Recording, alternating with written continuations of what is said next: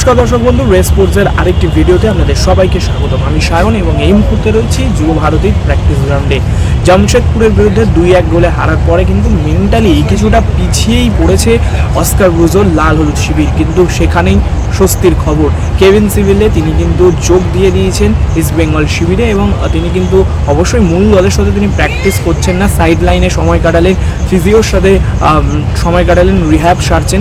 কিন্তু তারপরেও যেই ডিফেন্সিভ ল্যাগটা জামশেদপুর ম্যাচে দেখা গিয়েছিল, সেই ল্যাগগুলো আর যাতে পরবর্তীতে না হয় সেই দিকটার যে দায়িত্ব সেই কেভিন সিভিলে তিনি কিন্তু চলে এসেছেন দলে এবং সেটা কোথাও হলেও অস্কার ব্রুজোকে কিছুটা হলেও স্বস্তি দেবে। কিন্তু আর যদি প্র্যাকটিস নিয়ে কথা বলতে গেলে দেখা যায়, সেখানে কিন্তু আজকেও দেখা গেল সাউল ক্রেসপো তিনি কিন্তু সাইড লাইনেই রইলেন, সাইড লাইনে দৌড়ালেন, সাইড লাইনেই কিন্তু তিনি এখন রয়েছেন, মূল দলের সঙ্গে কিন্তু তিনি এই মুহূর্তে অনুশীলন করছে না।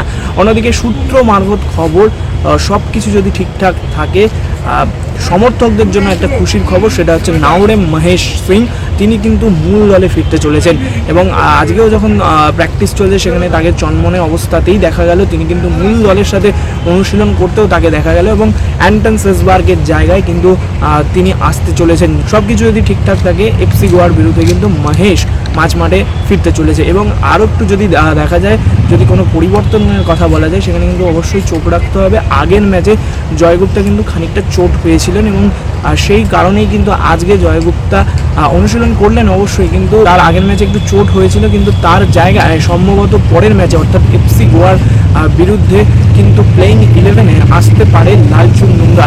অবশ্যই আমরা আগের ম্যাচেও দেখেছি লালচুং নুঙ্গা কিন্তু খুব একটা আর্লি ইয়েলো কার্ড কনসিড করে নেয়, তার ফলে কিন্তু তাকে তুলে নিতে বাধ্য হয় কোচ। কিন্তু তার জায়গায় যখন রাকিবকে নেওয়ানো হয়, এইবার কিন্তু দেখা যাচ্ছে রাকিব ফার্স্ট 11 বা প্রথম থেকেই তিনি হয়তো খেলবেন, বাট যে জায়গাটা জয়গুপ্তার, সেই জয়গুপ্তার জায়গায় হয়তো লালচুং নুঙ্গাকে দেখা যেতে পারে।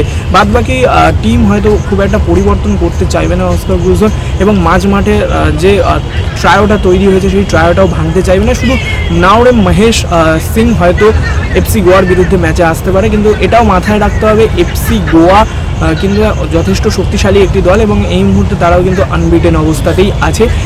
এফসি গোয়াকে হারানোই হয়তো এখন প্রধান লক্ষ্য থাকবে, কারণ মেন্টালি কিছুটা হলেও পিছিয়ে রয়েছে, কারণ এক গোলে এগিয়ে থাকার পর যখন ম্যাচ হারতে হয় সেখান থেকে কিন্তু সত্যি মেন্টালি কিছুটা হলেও পিছিয়ে আছে। নিজেদেরকে প্রমাণ করার লড়াই কিন্তু একটা হতে চলেছে এবং সেই কারণেই হয়তো এফসি গোয়ার বিরুদ্ধে একটু ফিজিক্যাল ফুটবল খেলবে ইস্ট বেঙ্গল। কেন এই কথা বলছি?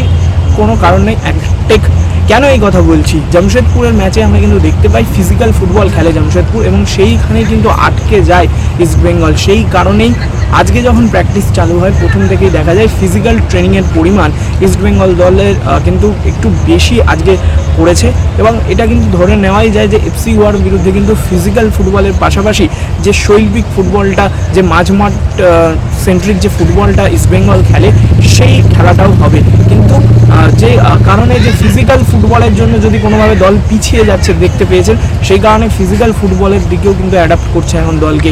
যুব ভারতের প্র্যাকটিস গ্রাউন্ড থেকে আমি সায়ন, রেস স্পোর্টস।